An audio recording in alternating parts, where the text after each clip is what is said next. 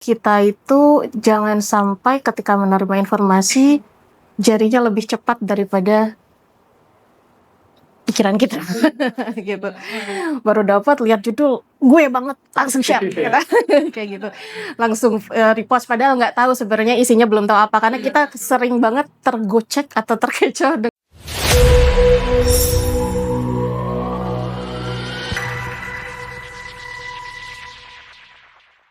Assalamualaikum warahmatullahi wabarakatuh. Halo Sobat UTMJ, selamat datang kembali di podcast UTMJ Talk, tempat ngobrol santai seputar isu mahasiswa. Bersama saya Sanya Akmal. Bersama saya juga Muhammad Khalil Gibran.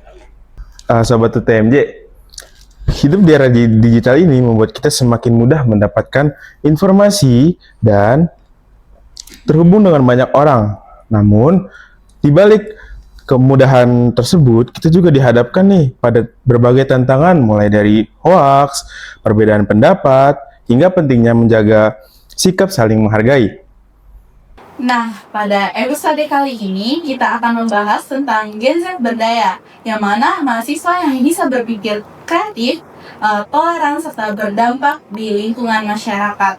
Nah, kita akan mengulas nih bagaimana mahasiswa itu dalam berpikir kritis, serta toleransi dalam keberagaman dan memberikan dampak positif bagi lingkungan sekitarnya.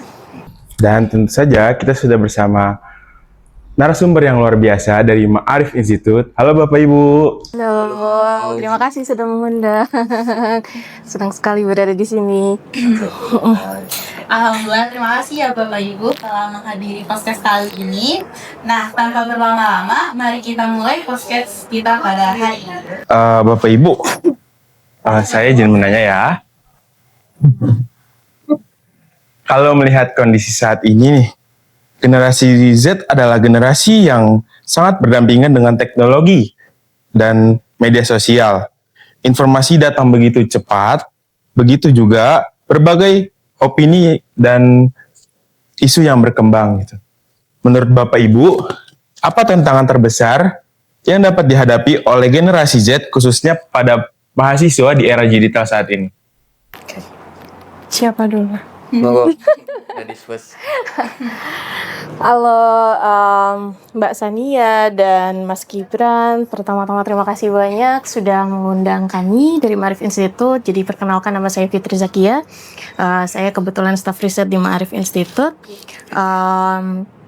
Terkait pertanyaan tadi, apa ya tantangan terbesar Gen Z di era digital? Kalau saya lihat ya, Gen Z, saya sebenarnya bukan Gen Z, tapi saya rasa meskipun saya milenial, saya agak merasakan tantangan yang sama dengan Gen Z nih. Kurang lebih, karena kita sedang berada di fase realita yang sama ya. Kita hidup di era digital di mana semuanya serba cepat, kulturnya hustle culture gitu ya, orang-orang terbiasa berburu tapi lupa untuk bernafas gitu.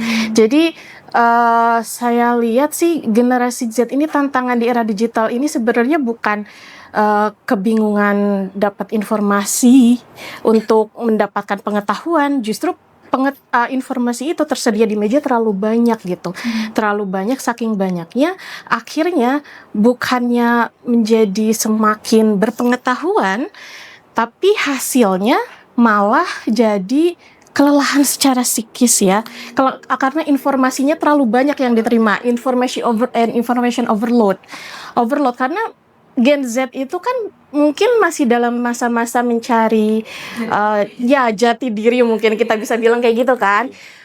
Banyak dimensi di dalam kehidupan kan, nggak cuma soal akademik, pasti ada banyak soal cinta misal, ada banyak soal kesehatan, soal style gaya hidup dan lain sebagainya. Semua informasi ada dan Gen Z itu tidak sempat mencerna semuanya, jadi dibaca semua tapi tidak sempat untuk mencerna bagaimana sih ini informasi yang benar yang mana, yang harus saya terapkan yang mana, sehingga akhirnya bukannya malah merasa tercerahkan, tapi malah jadi stres. Jadi stres psikologisnya tuh makin tinggi. Nah, jadi saya menyimpulkan sebenarnya tantangan terbesar Gen Z saat ini tuh di era digital adalah bagaimana caranya supaya tidak dikendalikan hidupnya oleh algoritma. media sosial. Kalau menurut saya kurang lebih seperti itu. Mungkin dari Kang Denny ada pandangan lain, silakan. Ya, Fitri sama Gibran, Fitri itu ya. Putri Busani. Sania ya. Sania sama Gibran begitu. Sama ya seperti halnya tadi disampaikan oleh Mbak Fitri begitu. Tantangan terbesar teman-teman Gen Z begitu ya. Yang lahir di usia berapa Gen Z itu? 97 lah. 97 ya. Nah, itu kan nanti kita cek ya lahir berapa itu kan. Tantangannya memang seperti yang disampaikan oleh Mbak Fitri tadi gitu ya. Jadi hari ini teman-teman mahasiswa yang notabene Gen Z itu tidak kekurangan informasi gitu ya, malah kebanjiran informasi begitu ya. Nah, kami di Ma'arif Institute ini ada tesis begitu ya. Tesisnya adalah semakin kita terpapar oleh informasi, maka kita akan kemungkinan akan lebih banyak terpengaruh begitu ya. Nah, kalau informasinya jelek begitu, ya kita akan terbawa pengaruh jelek atau negatif itu gitu ya. Tapi kalau informasinya positif, ya kita juga akan terbawa positif gitu ya. Jadi yaitu tesis kami ya di Ma'arif Institute begitu. Jadi kalau ada seseorang yang terpapar oleh banyak informasi, maka ya kemungkinannya dia akan terpengaruh gitu ya. Ya, saya kira itu sih tambahan dari apa yang disampaikan oleh Mbak Fitri begitu ya. Ya, menarik ya Bang. Berarti mahasiswa itu bukan hanya dituntut buat berpikir kritis ya Bu. Berarti kita itu harus bisa memilih informasi yang mana yang benar sama yang belum tentu benar. Betul sekali. Gak apa-apa, kita dipanggil kakak juga. Gak bisa terlalu serius, biar masih berasa Gen Z. Oke. Nah, kalau ngomongin tentang mahasiswa nih, seringkali kita tuh mendengar bahwa mahasiswa tuh masih sering menerima informasi tuh yang kurang jelas. Terkadang kita justru tuh mudah terbawa opini tanpa mencari tahu kebenarannya gitu kan. Nah, menurut Bapak Ibu sendiri, mengapa sih kemampuan berpikir kritis itu menjadi salah satu hal yang sangat penting untuk dimiliki oleh mahasiswa pada saat ini gitu? Mungkin dari Mas Denny dulu, nanti Ya. saya tambahkan.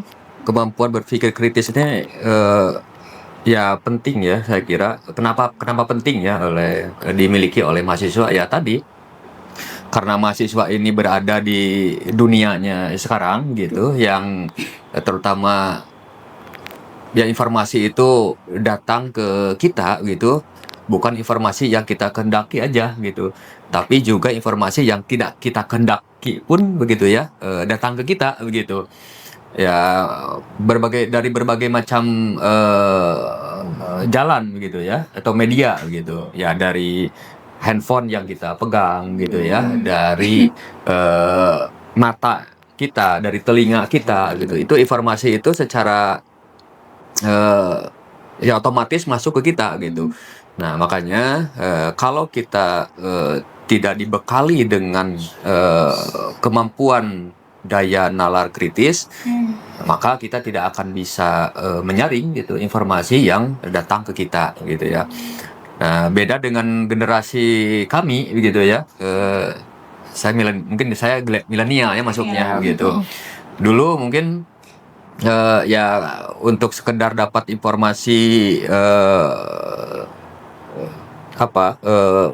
siapa top skor sepak bola gitu, Liga Italia kalau dulu gitu ya. Ya saya harus nunggu informasi seminggu 2 kali begitu. Lihat koran, dulu ada koran bola, terus koran top skor waktu itu seminggu 2 kali terbitnya, ya saya harus nunggu itu terbit begitu, baru saya bisa membaca informasi-informasi seputar bola begitu ya. Nah, sekarang ya saya tidak harus nunggu terbit koran itu gitu, tapi tinggal cek aja begitu di sosial media ataupun di internet, itu udah muncul gitu ya. Jadi itulah saya kira pentingnya Gen Z ya untuk bisa mempunyai daya kritis gitu, berpikir kritis. Oke. Mangga Fitri, tidak ada tambahan. Siap. Mas Den. Khususnya untuk mahasiswa ya. Ini manggilnya ibu, aku manggilnya mas. Aku manggilnya mas. Jadi untuk mahasiswa, karena saya juga sebenarnya belum lama lulus dari mahasiswa ya, jadi kurang lebih saya juga relate. Kenapa berpikir kritis itu penting gitu untuk mahasiswa gitu. Mahasiswa ini kan beda dengan pelajar ya. Maksudnya lingkungannya, maksudnya mahasiswa sudah harus mengenali beban moral, sudah harus mengenali keadaban, sudah harus mengenali arah tujuannya seperti apa gitu. Jadi kalau mahasiswa kehilangan nalar kritisnya, ya dia nggak akan mengenal juga arah hidupnya gitu. Gimana mau tahu arah hidup kalau kehilangan arah? Kurang lebih kayak gitu. Era digital ini kan penuh, ini kan disrupsi ya, penuh banget distraksi. Setiap saat, setiap menit kita punya distraksi banyak sekali. Berapa akun sosial media yang kita punya? Ada Instagram, ada TikTok, ada semuanya kita buka. Buat apa? Buat mendistraksi kita dari emosi-emosi kan. Kalau kita tidak punya nalar kritis untuk menyaring apa yang kita terima, karena kita sering alam bawah sadarnya kadang tidak bisa membedakan juga gitu, mana informasi yang benar, mana yang salah. Kadang kita secara emosional tanpa sadar terbawa aja gitu dengan informasi yang seolah resonate sama kita, misal kurang lebih kayak gitu. Itu nanti bahayanya kita akhirnya tidak bisa punya kedaulatan sendiri untuk menentukan arah hidup kita atau orientasi kita sendiri, tujuannya mau apa, kurang lebih seperti itu. Kalau mengutip kata-katanya Buya Syafi'i Ma'arif, Buya bilang begini, menghidupkan nalar dan kejernihan hati di era digital itu sama dengan jihad intelektual gitu. Karena kalau nalar kritis kita masih hidup gitu ya, terus kejernihan pikiran dan batin kita masih diasah, itu sisi kemanusiaan kita tuh masih ada, sisi kedaulatan kita juga masih ada gitu.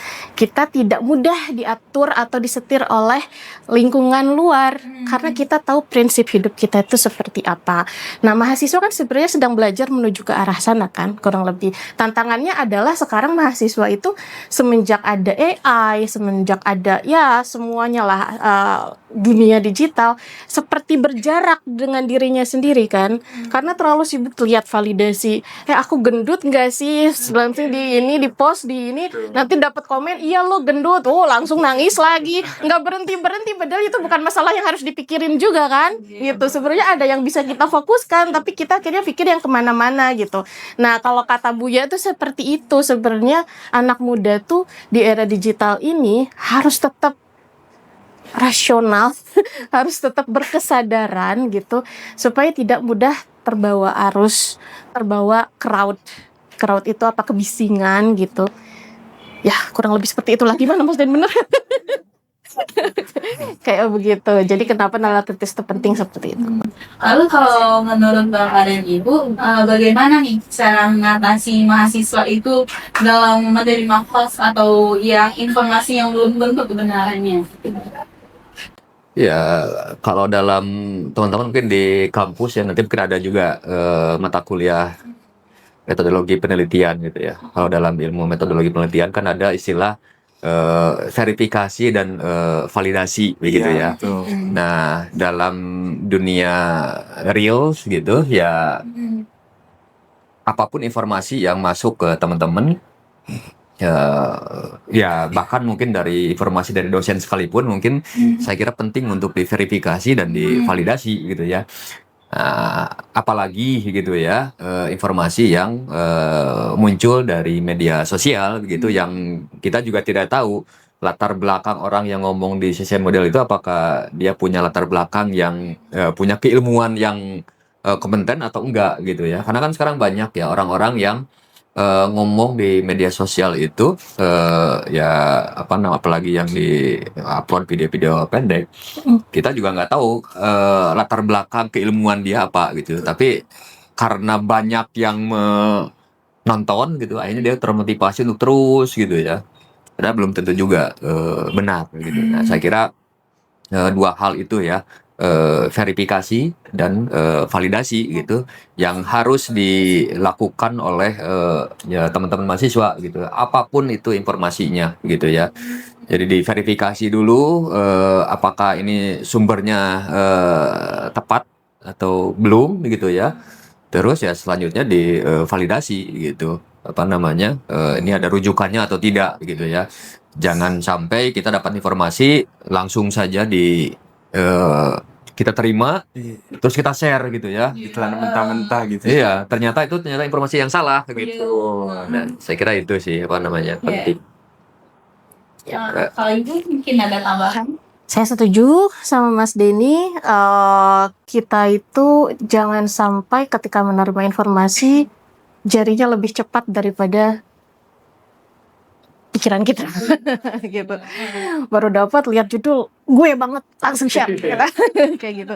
Langsung repost padahal nggak tahu sebenarnya isinya, belum tahu apa, karena kita sering banget tergocek atau terkecoh dengan apa namanya clickbait ya. Clickbait atau judul-judul yang sengaja emang mau apa istilahnya rich bait apa? Iya. Nah, itu ya kurang lebih ya. Terus fenomena sekarang juga ya kita semua udah tahu pasti banyak banget yang FOMO, banyak banget yang mementingkan viralitas gitu kan demi bisa populer atau demi bisa merasa bagian dari orang yang populer ini misal gitu, merasa jadi apa ya istilahnya tuh punya eksistensi dari ngikutin itu gitu. Itu menjadi apa ya sesuatu yang harus diwaspadai, karena sebenarnya semakin kita mudah men-share informasi tanpa tadi verifikasi dulu, itu ya akhirnya malah merugikan tidak hanya orang lain, bisa merugikan orang lain karena kan kalau disinformasi itu bisa jadi merusak atau memfitnah atau ya pokoknya merugikan orang lain lah, tapi juga merugikan ke diri sendiri juga gitu.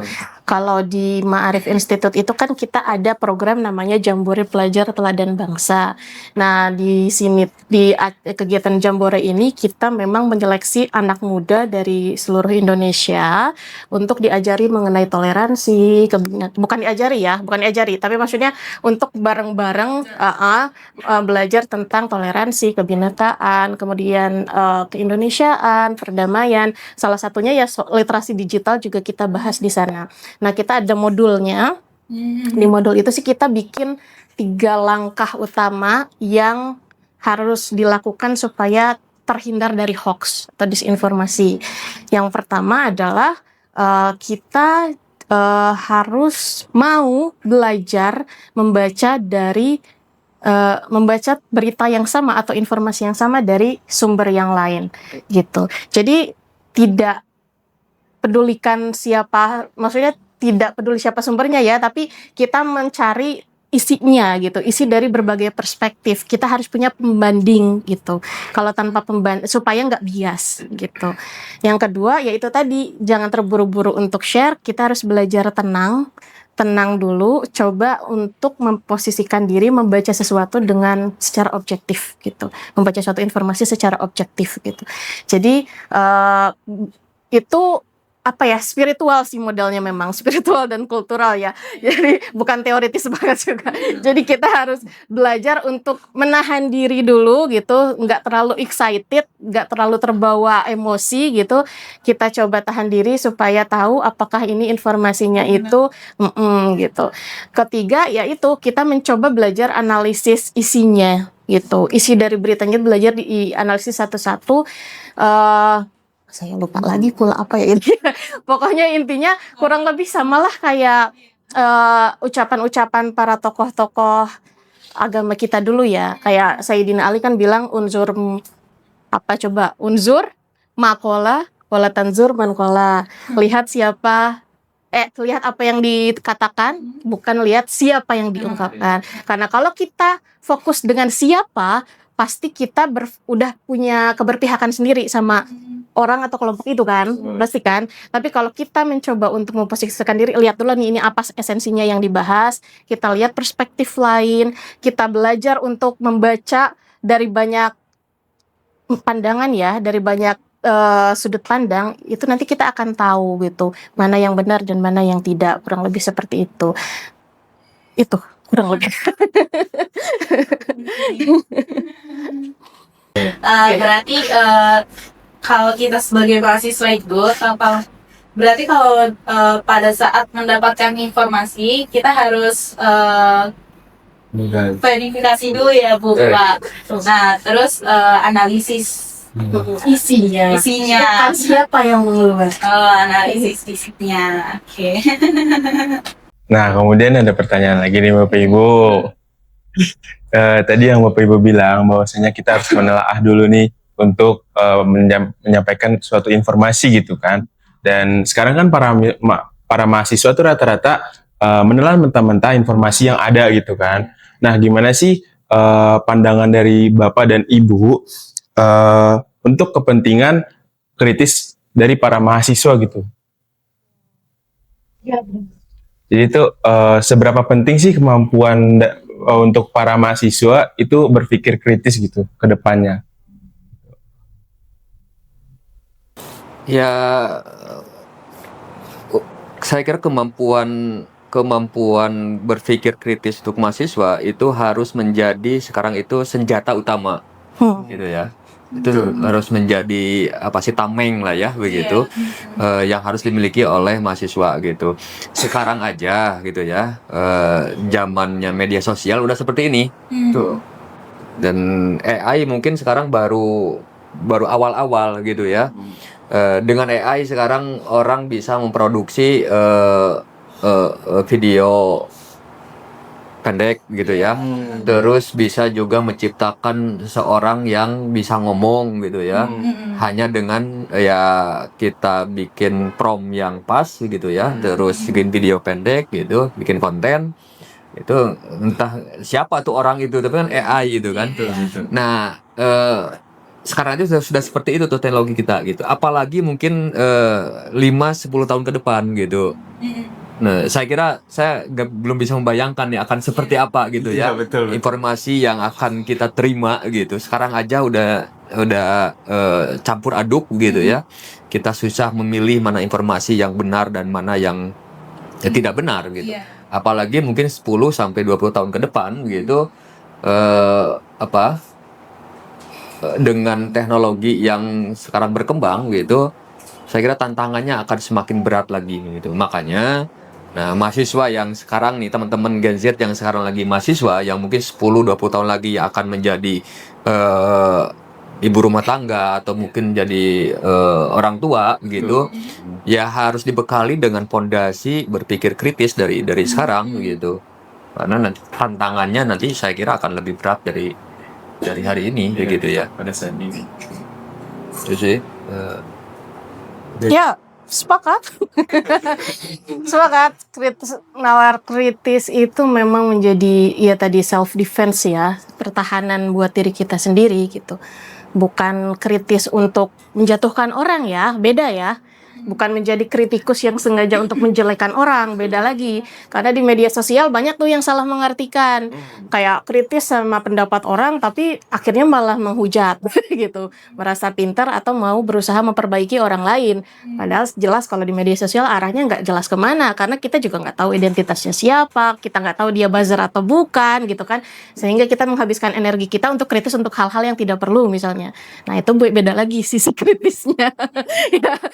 Ya, kritis yang dimaksud oleh Mas Denny adalah tadi ya untuk menyelamatkan diri sendiri sebenarnya, supaya apa ya, supaya terarah, nggak kehilangan arah gitu. Karena kan mahasiswa ini sekarang itu tidak merasakan masa-masa seperti zaman milenial dulu ya. Sekarang itu semuanya itu tinggal bikin prompt keluar gitu. Kalau kita tuh dulu mau cari buku tuh susah, harus ke perpustakaan nasional, harus ke perpustakaan kampus lain gitu. Tapi di situ kita merasa ada proses itulah yang membuat kita menjadi banyak ide, banyak inspirasi. Kita tiba-tiba muncul sendiri gitu. Jadi otak kita memang didesain untuk bekerja seperti itu gitu.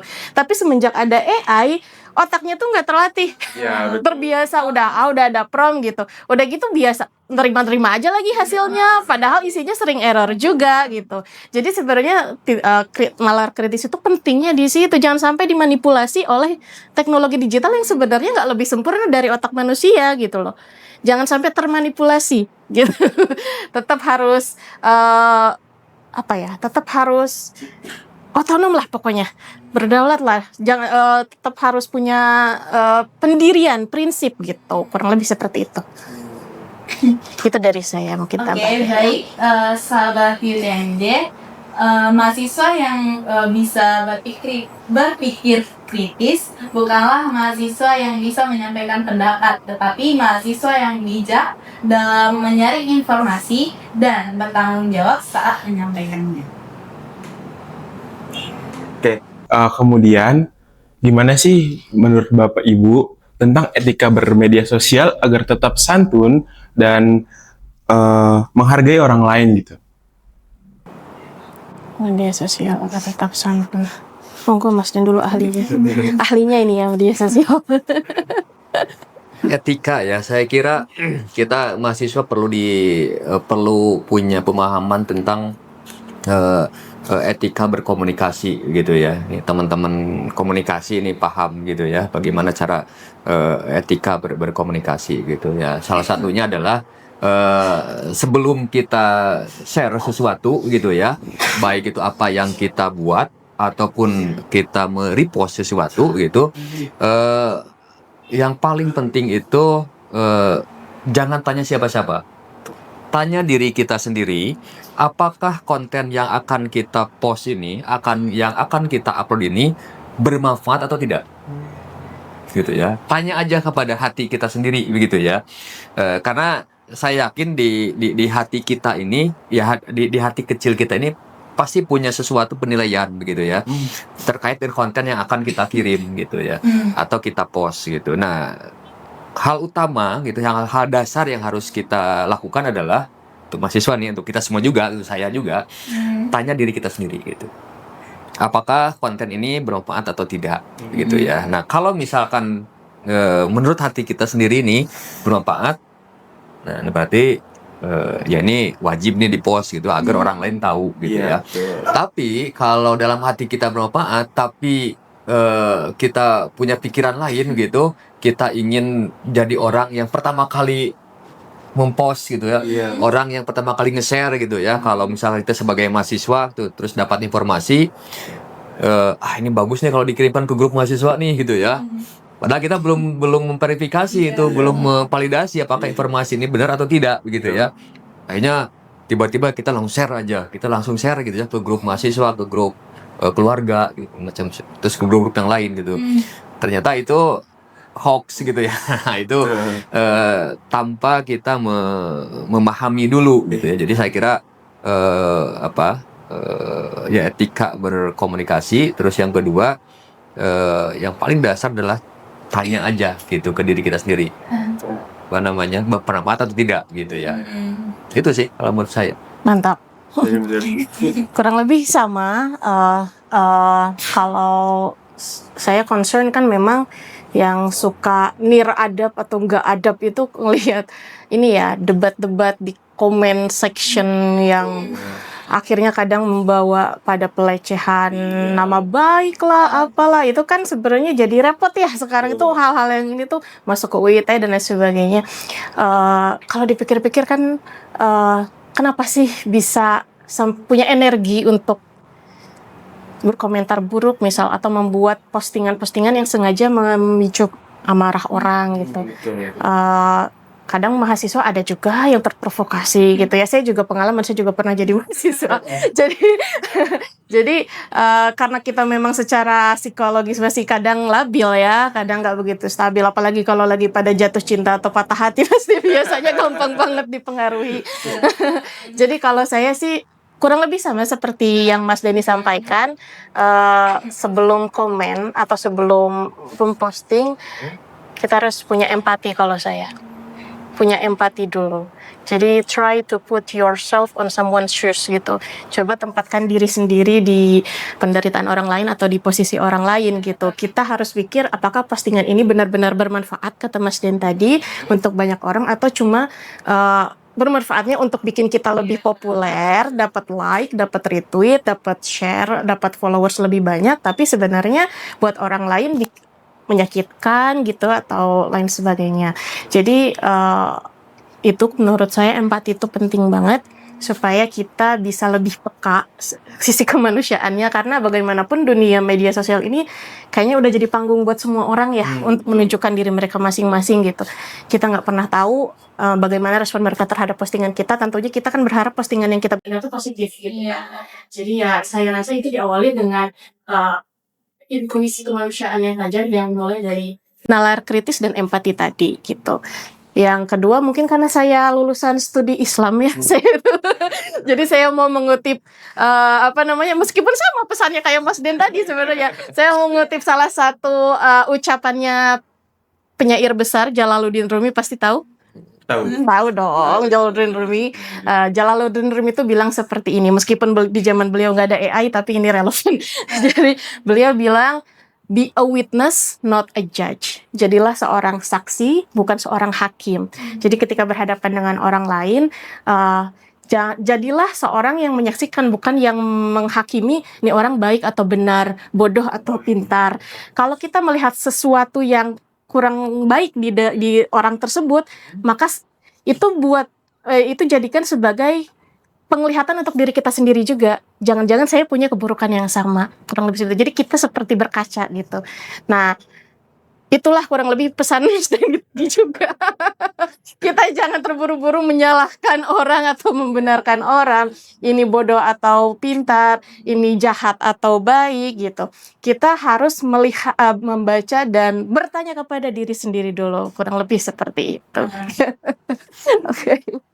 Nah, dengan adanya informasi yang kurang ditelaah sama mahasiswa ini, gimana sih menurut Bapak Ibu juga agar mahasiswa itu memiliki prinsip gitu untuk teknologi pada saat ini gitu, kayak gitu. Iya. Pendirian. Iya, pendirian. Mas Denny dulu deh. Mas Denny dulu. Ya, agar mahasiswa punya pendirian gitu ya, prinsip ya, tentu ya kita harus punya bekal dulu gitu. Kita harus punya ilmunya dulu gitu ya. Nah, makanya penting ya di di usia teman-teman ini begitu ya. Ya penting untuk memperkaya pengetahuan gitu. Gibran ya. Jadikan, kalau saya ya, jadikan ruang-ruang digital itu ya, baik media sosial ataupun yang lainnya begitu ya, jadikan sebagai lahan untuk mencari ilmu pengetahuan begitu. Dan ya algoritma itu kan tidak hanya yang negatifnya saja gitu, tapi juga ada sisi positifnya jadi algoritma gitu ya. Nah, ketika kita mencari sesuatu gitu di media sosial maupun di internet, ya algoritma akan mengarahkan kita untuk atau disajikan ke kita itu ya informasi-informasi yang berkaitan gitu ya. Ya kalau kita mencarinya yang positif, ya tentu kita akan terus dijejali dengan hal-hal yang positif gitu ya. Tapi kalau kita mencari sesuatu yang negatif gitu, ya kita juga oleh algoritma akan dibaca ya, ini orang butuhnya yang negatif, makanya akan terus gitu ya dijejali oleh hal-hal yang negatif gitu. Nah, di sanalah gitu ya, saya kira penting ya teman-teman punya prinsip, dan untuk mempunyai prinsip atau kepribadian ya kita harus punya pengetahuan gitu. Itu sih kalau menurut saya. Ya, lanjutkan dari Mas Denny tadi. Ya, kita harus bersikap eling lan waspada. Jadi betul, algoritma tidak semuanya menyajikan informasi yang buruk, meskipun kita tetap harus waspada. Ya, pertama kita harus kadang begini, karena kalian Gen Z ya, karena kita kan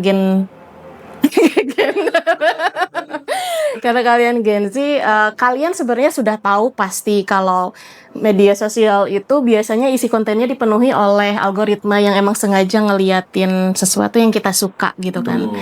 Akan tetapi ada kalanya netizen atau Gen Z ini mungkin sebenarnya tidak sadar bahwa saking pengen baca terus gitu ya tentang suatu informasi, terus algoritma itu menangkap bahwa kita memang suka di satu informasi itu atau konten itu, dia akan mengeluarkan informasi yang sama meskipun dari sumber berbeda ya, gitu. Itulah yang seolah-olah membuat kita merasa, oh valid nih pendapat aku gitu. Padahal ternyata itu adalah bias, karena itu adalah bentuk manifestasi dari, kalau istilah scholar digital ya pokoknya tentang pendidikan digital itu namanya echo chamber, Echo chamber, istilahnya. Ada ruang gema. Jadi kita itu mendapatkan informasi yang terlihat sahih gitu, tapi sebenarnya itu cuma memberi makan keinginan kita aja gitu. Tidak sepenuhnya objektif, tapi ternyata malah ujung-ujungnya tetap bias, kurang lebih seperti itu.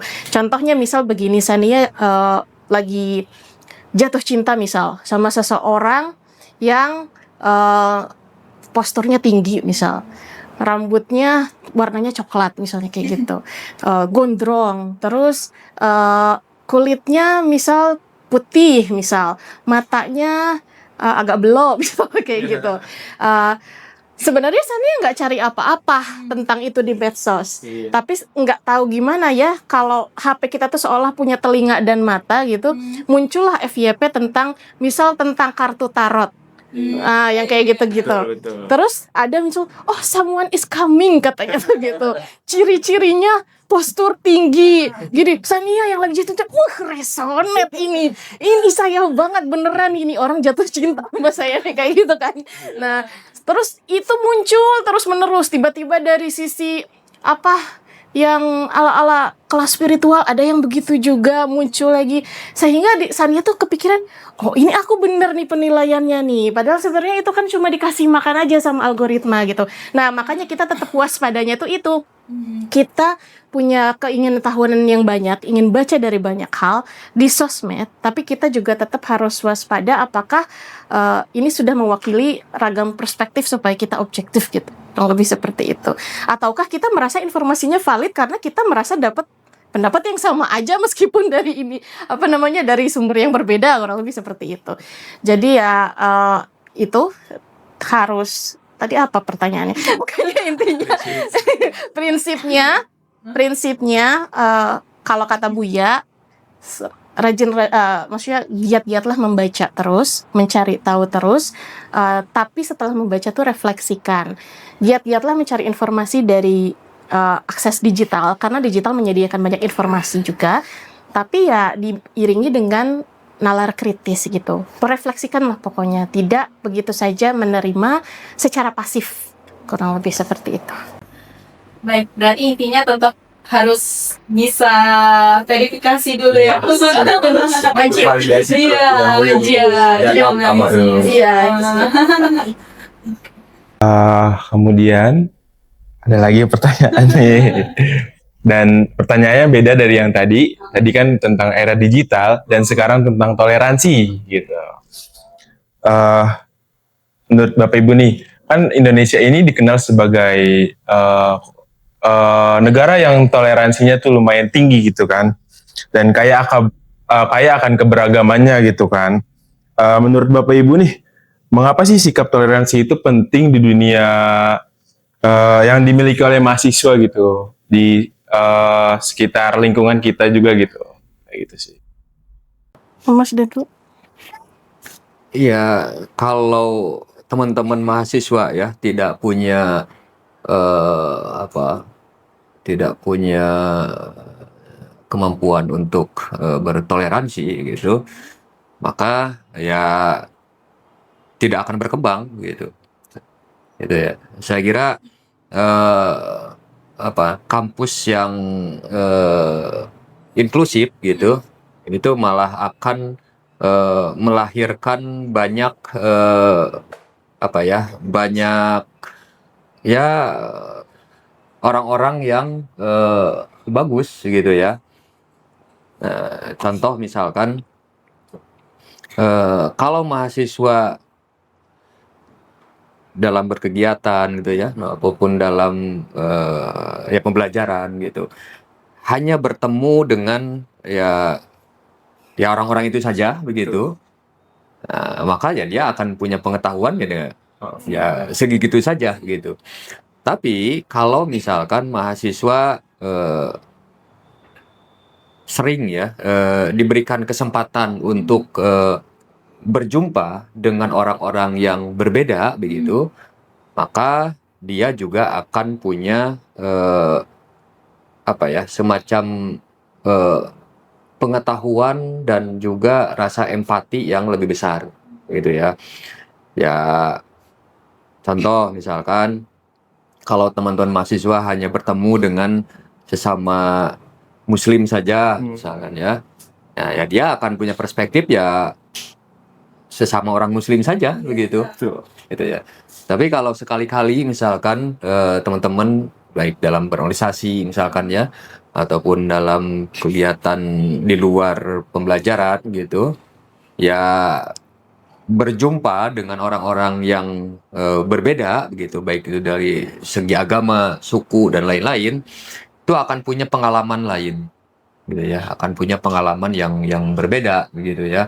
Oh, ternyata eh, perspektif suku lain mah gini ya gitu ya. Mungkin Mbak Sania sama Mas Gibran gitu sebagai orang Padang mungkin ya ketika sekarang pindah ke Jakarta gitu terus berjumpa dengan berbagai suku yang lain gitu ternyata baru tahu juga kan ada hal-hal yang beda gitu. Iya, Mungkin betul. di Padang itu hal yang sangat dilarang misalkan ya. Saya nggak tahu apa itu. Tapi misalkan ketika di Jakarta, lah ternyata Beda. beda gitu ya. Di Padang mungkin orang yang nggak pakai kerudung keluar itu gimana gitu ya. Betul. Atau di sekolah misalkan ya.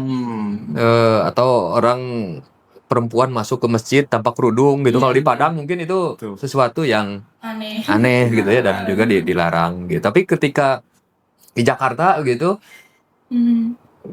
jangankan yang nggak berkerudung gitu ya, yang berpakaian minim pun banyak gitu. Ternyata beda gitu ya dan ya mungkin dia tidak berkerudung terus berpakaian minim ya karena mungkin dia non muslim gitu ya. Gitu. Dan kita kan pada akhirnya kita harus toleran. Betul. Di bulan puasa ya ketika kita puasa lapar haus gitu ya ternyata ya mungkin di waktu kita di kampung itu sesuatu yang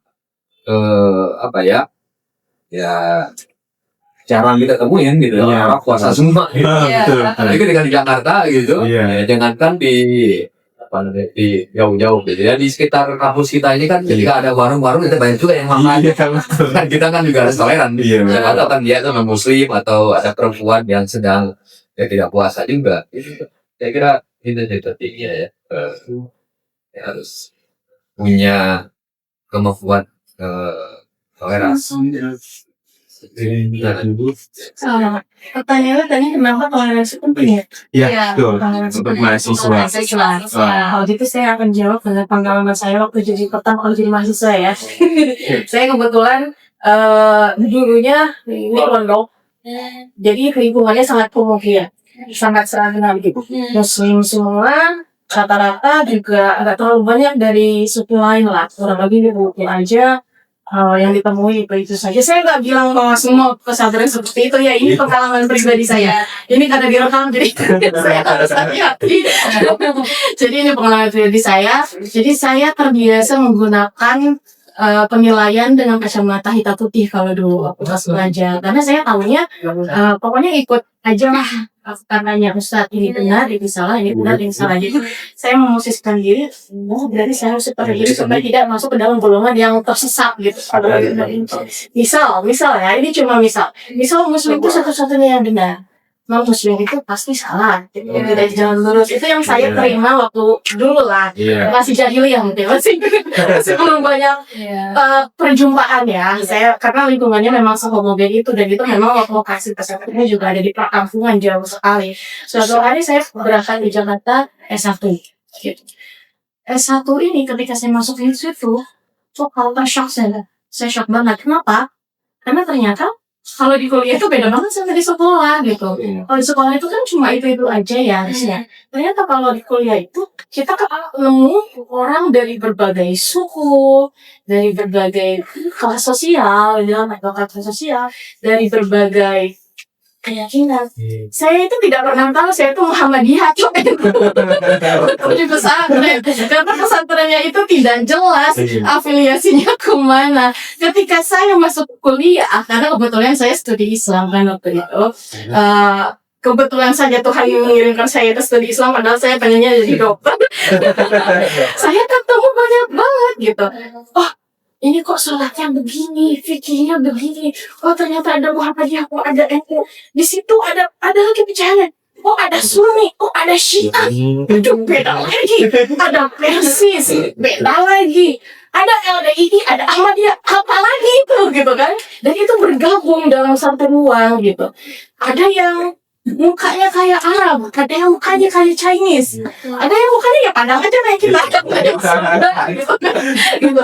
Di situ saya agak shock kenapa? Karena saya nggak tahu bagaimana beradaptasi dengan keragaman yang ada. Karena saya taunya salah benar ya benar. Menurut saya jilbab saya udah benar caranya dulu. Harusnya nggak pakai celana, harusnya pakai gamis dan sebagainya. Kenapa sih dia cara sholatnya begini? Kenapa sih dia cara sholatnya begitu? Kok perlu mungkin begini, ini sesat ini? Tapi akhirnya apa? Saya nggak bisa bekerja sama dengan siapapun. Ya kan? Impactnya, saya kesepian, bingung setiap berdoa. Karena mereka berbeda semua. Ya kan?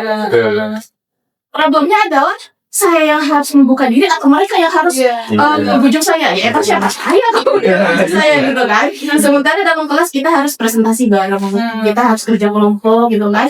Kalau saya terus-menerus menutup diri, tidak mencoba untuk mendengar mereka, berkenalan dengan mereka, dan membuka diri, ya saya tidak akan pernah bisa berhasil dalam kuliah saya ya, dalam kuliah saya sendiri.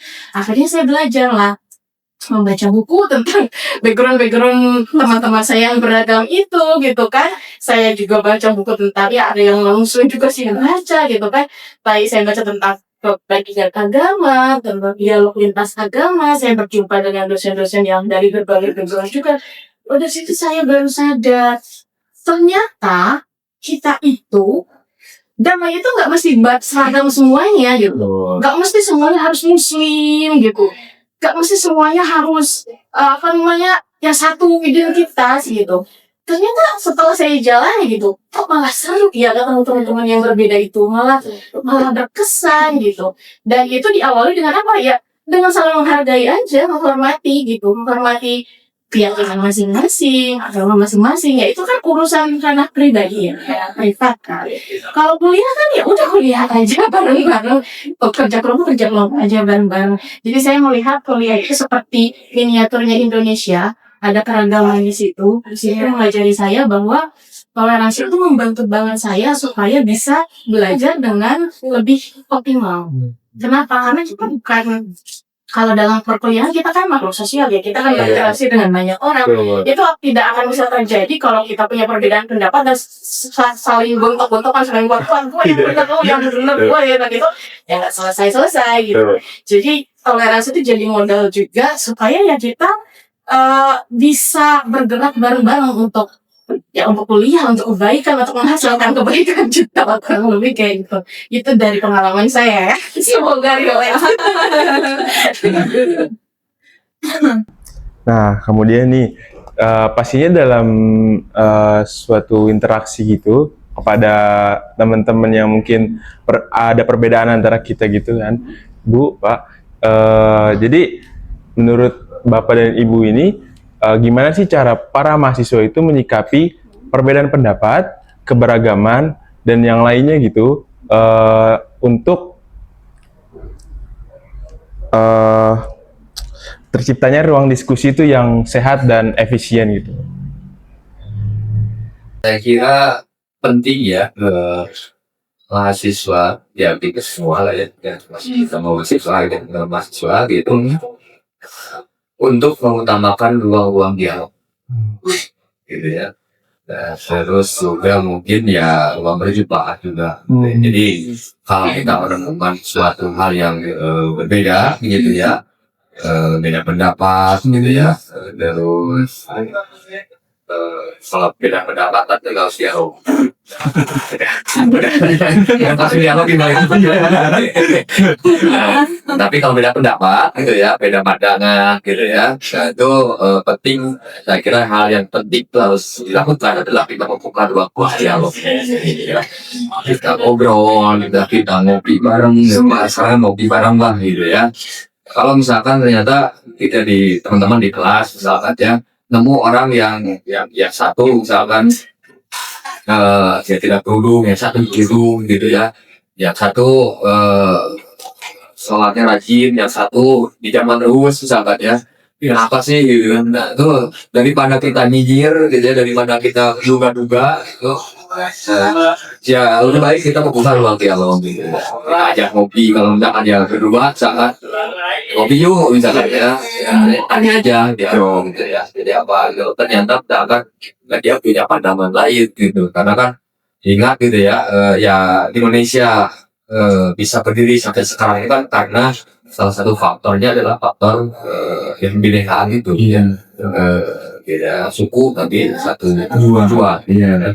Nah, ya kalau kita menganggap kelompok kita aja yang paling benar gitu, ya terus kelompok orang lain salah gitu ya, itu saya kira akan malah merusak kebinekaan kita gitu.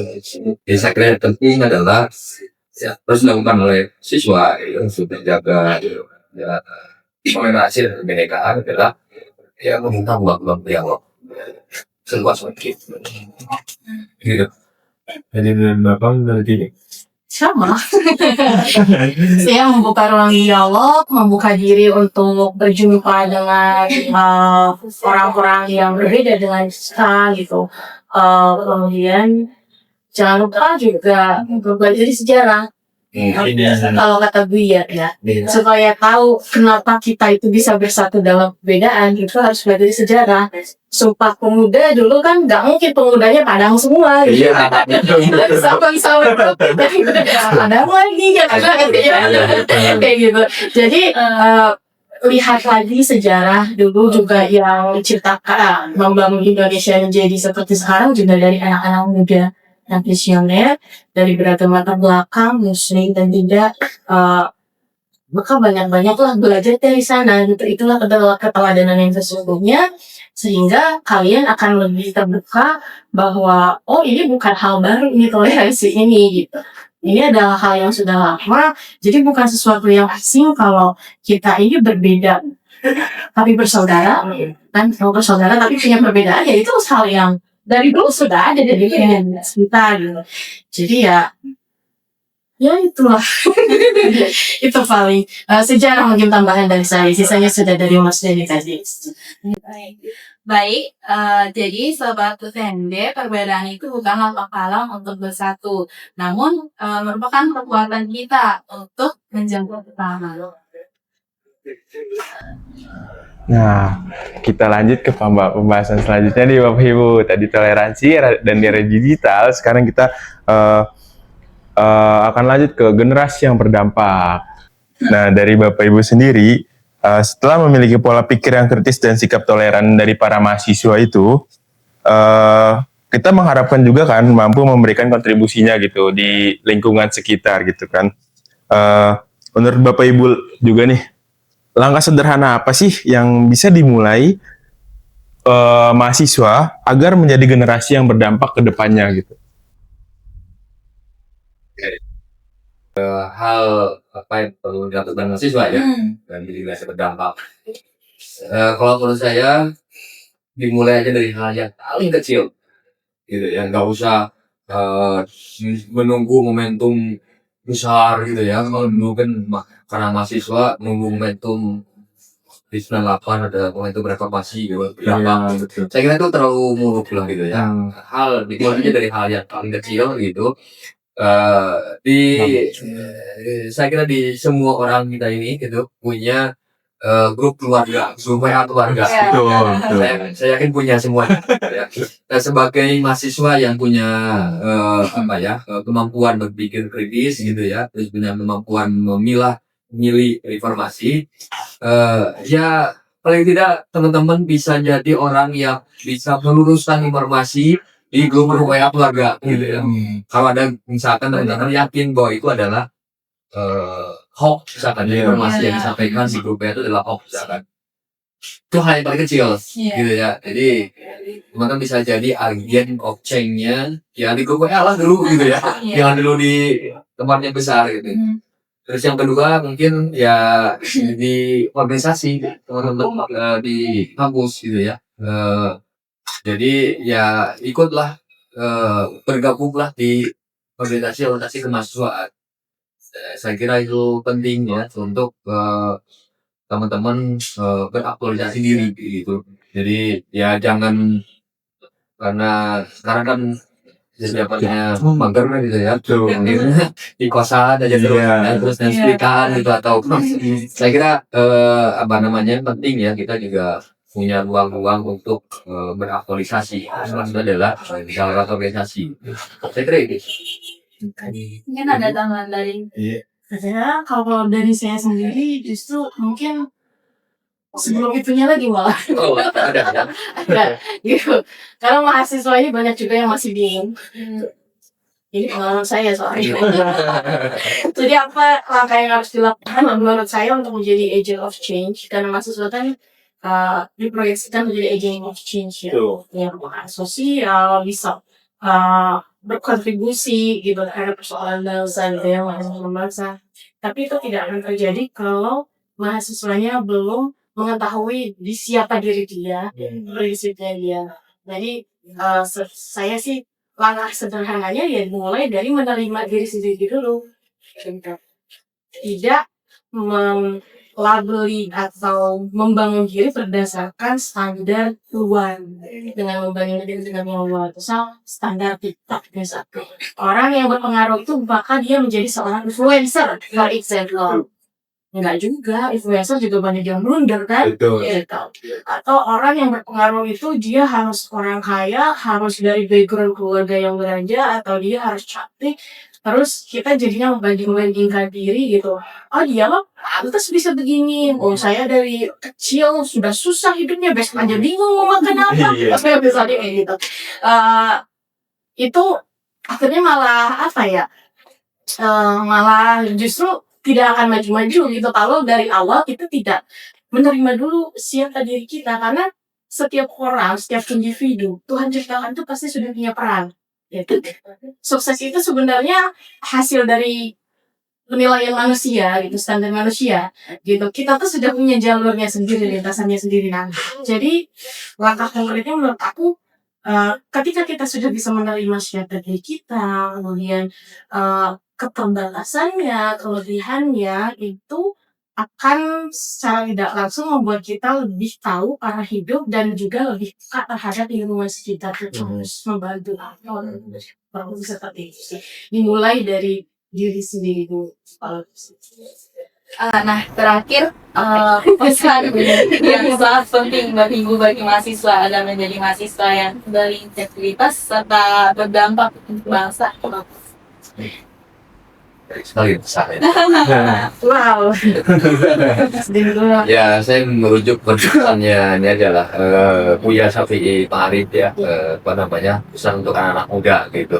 Jadi anak-anak muda ini jangan ditakuti gitu ya. Jadi dunia ini tidak ditakuti gitu ya. Anak muda jangan gampang terpengaruh oleh hal-hal yang negatif gitu ya. Kalau dia ya di sosial media banyak yang mengajak ke ya baik itu secara ideologis maupun secara non ideologis gitu, yang mengajak kita ke hal-hal yang negatif. Jadi sekali lagi ya anak muda jangan ditakuti dalam memandang sesuatu begitu, dan selalu biasa kalau dia selalu berkata ke kami di hari itu adalah belajar dan belajar gitu. Karena tugas kita sebagai anak muda adalah belajar ya. Dari saya Sama saya juga dengan Buya selalu menekankan ke anak muda ya, karena Buya itu sangat berharap ya dengan generasi muda itu sebagai generasi penerus bangsa yang membuat Indonesia bisa terlahir tuh harus belajar gitu. Pendidikan nomor satu terus membaca, menulis, berefleksi. Kalau nggak begitu, kata Wi ya, kalau kita malas membaca, kalau kita malas menulis, itu sama dengan meninggikan tempat kita jatuh. Semakin malas, semakin tinggi kita jatuhnya, semakin jeblosan, semakin gak enak gitu kan rambutnya gitu. Jadi belajar terus, kemudian kalau hati nuraninya merasa sudah di jalan yang benar, ya jangan menyerah. Meskipun banyak rintangan, terabas saja. Lanjut aja, jangan menyerah. Untuk teman-teman mahasiswa, tidak ada yang terlambat, tidak ada yang salah gitu dengan kalian sudah berjalan dari lintasan masing-masing. Setia jangan menyerah dan tetap semangat supaya terdapat. Masya Allah, terima kasih atas pesan dan inspirasinya dari Bapak Ibu. Semoga inspirasi dan pesan ini bisa membekali para sobat UTMJ ke depannya dan bisa menghargai perbedaan dan keberagaman di sekitar kita. Dan terima kasih juga kepada Sobat UTMJ Talk yang telah menyaksikan episode pada kali ini. Dan jangan lupa like, share, and like, komen, dan share video ini agar lebih banyak mendapatkan manfaat. Dan jangan lupa ya, follow semua media sosial UTMJ Jakarta untuk mendapatkan informasi dan konten yang menarik lainnya. Sampai jumpa UTMJ Talk di episode berikutnya. Tetap semangat belajar dan jadilah mahasiswa yang berdampak, toleran, dan berpikir kritis. Waalaikumsalam warahmatullahi wabarakatuh. Waalaikumsalam.